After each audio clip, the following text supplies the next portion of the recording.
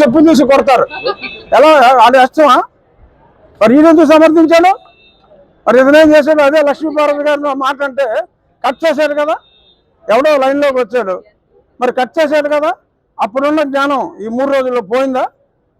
సాక్షికి సంబంధం లేదంటే, సాక్షిలో మాట్లాడి సాక్షికి సంబంధం లేదంటే ఆ కొమ్మినేని ఖండించుంటే అతను ఇమ్మీడియట్గా నువ్వు వెళ్ళిపో అని చెప్పి ఇక్కడ అనుంటే సాక్షికి సంబంధం లేదని నమ్ముండేవాళ్ళు.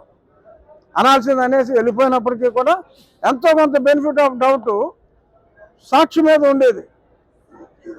ఇతని మీద ఎటువంటి అనుమానం లేదు. కృష్ణరాజు అన్నాడు చాలా వరస్ట్గా మాట్లాడతాడు. అదేదో సంఘం అంటున్నాడు, ఆ సంఘం ఉందో లేదో కూడా ఎవరికీ తెలియదు. సంఘంలో అన్ని తనే కూడా అయ్యుండొచ్చు. అంతెందుకు, ఈవెన్ ఒక జర్నలిస్ట్ గారు కూడా నిన్న పేరు నాకు గుర్తులేదు, నేను జర్నలిస్ట్ అని చెప్పుకుంటానికి సిగ్గుపడుతున్నాను, ఇటువంటి వెధవలు పనికిమాలిన వెధవలు ఉన్నారు,